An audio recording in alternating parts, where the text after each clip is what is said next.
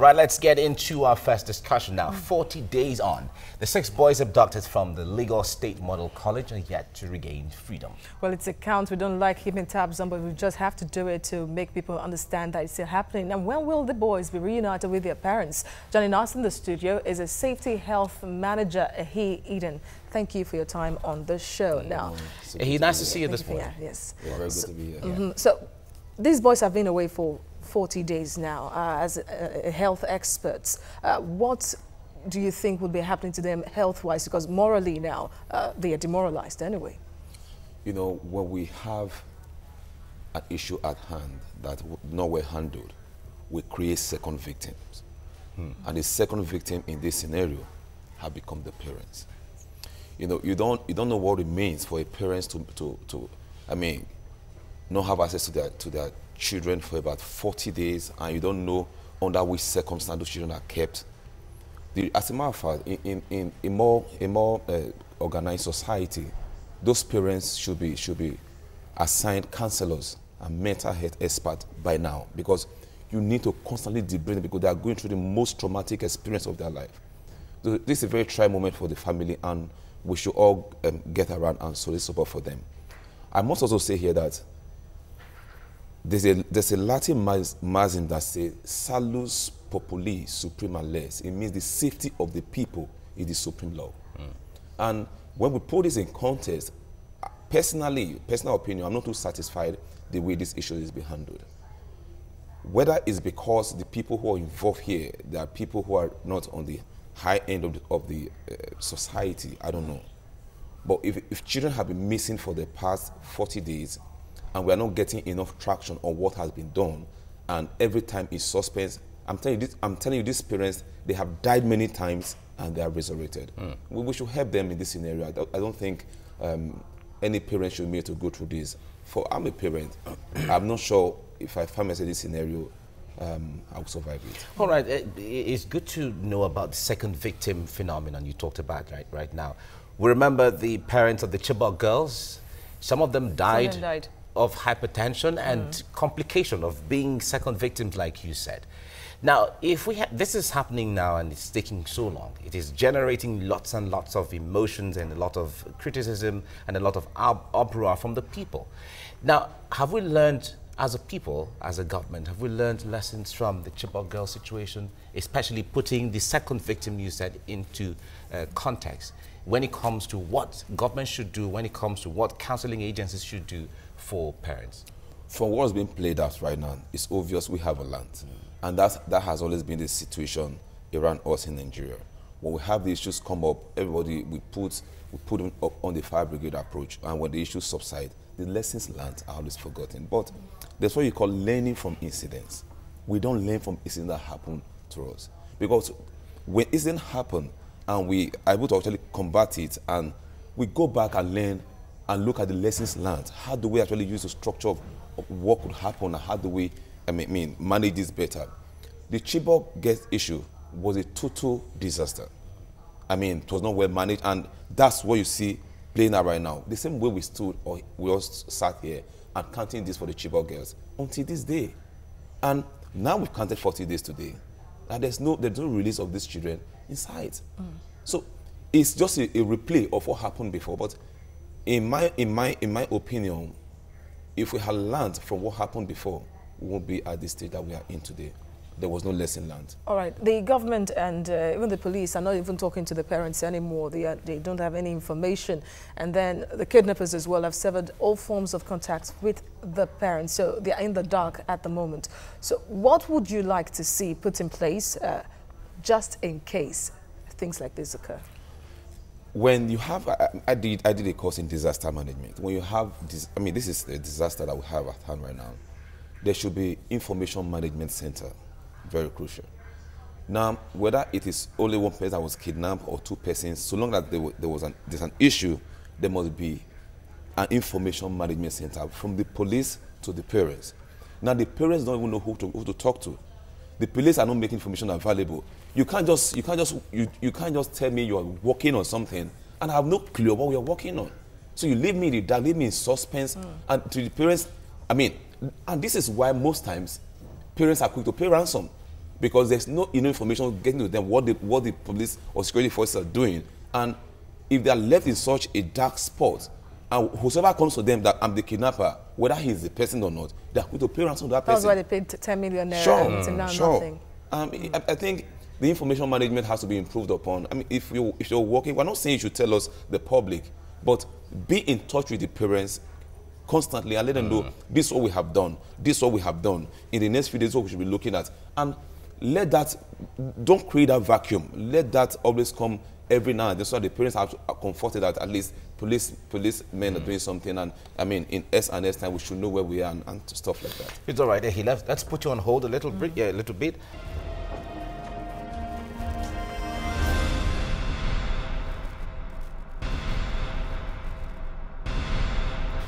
We have Eden with us in the studio discussing the kidnap of the 6 boys in Igunla, Epe, Lagos. And of course, 40 days now, the boys are yet to be back. Thank you for staying with us on the show. Now, how do you think schools in the state, and of course, largely in Nigeria, could be made safer rather? Because they had a stint of this last year when this happened, and then they didn't put measures in place to forestall further kidnap of students, and then yet again it happened.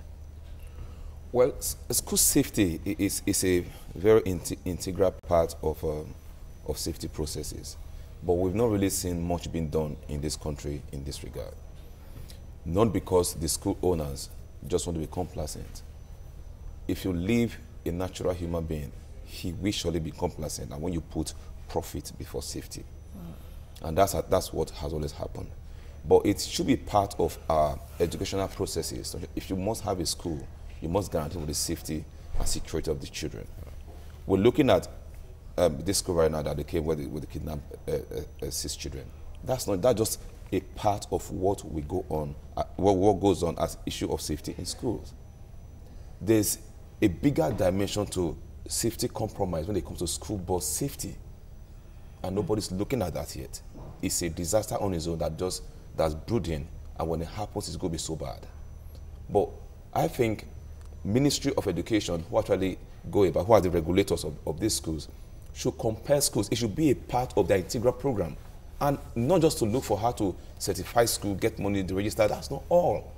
If I must register you, I must be sure that you are able to guarantee the safety of the children, that the parents live in your care while they are accessing education. But don't also forget, the UNESCO Charter has also declared that access to education is fundamental human rights. It's a right. And this right is essential in pursuant of every right that you ever have. And when we overlook all these aspects, what you're doing is that people are not afraid to access schools. Parents are not afraid to send their children to school. Why will I pay school fees and I send my children to school, my children to school under apprehension?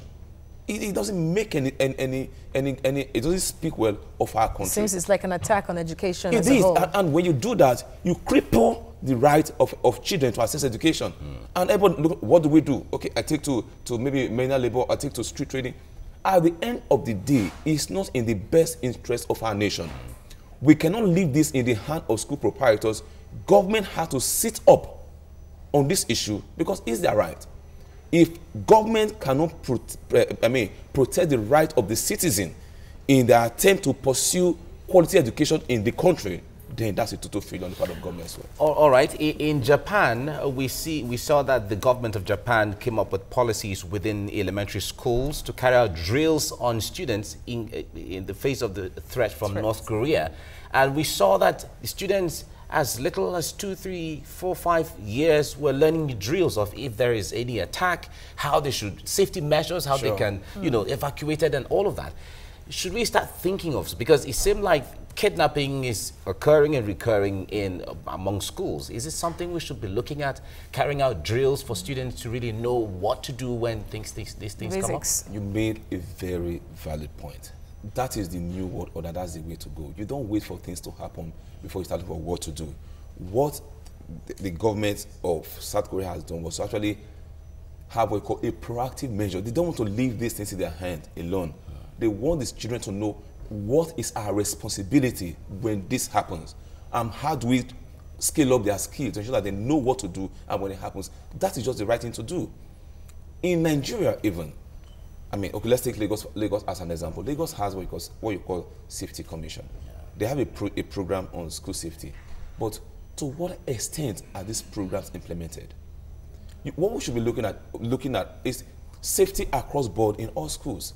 But you find that even when you go to the private schools, they are even pointing more at that direction than the public schools are even doing. And public schools belong to government. So a whole of indictment on government, and you can't just do this without government. Like I said the last time in this place, nobody, no business, no institution operates in isolation outside government. Everything boils down to government. The day government wakes up, just like South Korea did, and said, this is the way we want to chart our course, we are aligned to it. But we have not seen such body language or such policy from government, and that's what we should all be agitating for. We must have safe schools, our children must go to school, and the parents must feel that they are safe in school. Until we have this, I think there's still a whole lot of a gap we have to cover in this. And then, are there even enough police officers in Nigeria to police all schools well, let alone the country well internally? Lagos invested a lot. Lagos government now invested a lot in security and has supported the Nigeria police. And one would expect that this would culminate into better policing of the states. Now, would you, at any point now, want to lay the blame on the doorstep of the police for not manning schools well enough? I'm asking this because kidnappers are now emboldened. They sent a notice already to another school in Badagry, the same school in Badagry, that they are coming. Nothing is heard yet of proactive measures put in place by security operatives just in case it happens, because before they kidnapped these 6 boys, kidnappers sent notice as well. That has become, I mean, the modus operandi right now, but also let's be careful. It might also be a distraction to take security focus out of that area and they hit somewhere else. But let me come back to your question in return. You don't have enough policemen to cover up every school you have in this country. If you want to do that, you find out you only cover the schools in the cities. What about the schools that are in the suburbs, in the rural areas? Yeah. I'm sure they only find security men when there's trouble. You don't have security men in that place. So how do you talk about those children? You know, it's such a pity that we have too many schools in the country, and we have standards that we cannot defend, and that's the importance of the Ministry of Education. The police do not have the capacity, that's the truth, to cover every school in this country. The schools are too many. When we're growing up, we have fewer schools. It was better for all of us. But these days we have more private schools than we have government schools. So how do you cope? How do you cater for all these things? But looking at it critically, would it be ideal to even have police officers within the school area, especially elementary schools and primary schools? Wouldn't that be causing fear and anxiety among students? When it comes to safety and all of that? Excuse me, we're not saying they should go and stay in the school. Okay. The presence of policemen, I mean, in a neighborhood, it means a whole lot. Okay. Just like how when we're growing up, the presence of the king of your father in the house means a lot to you. So the presence of policemen in the neighborhood, we're not saying that you go to the school and stay. They just drive past and you see a police vehicle, it tells you. It gives you a sense of safety. Yeah, you're safe. All right. Thank you very much. Epe, thank you very much for coming on the program this morning. Thank you very much. Thank you. All right, let's take a breather and then we come back with the next discussion on ground. Stay with us on TVC Breakfast. Don't go away.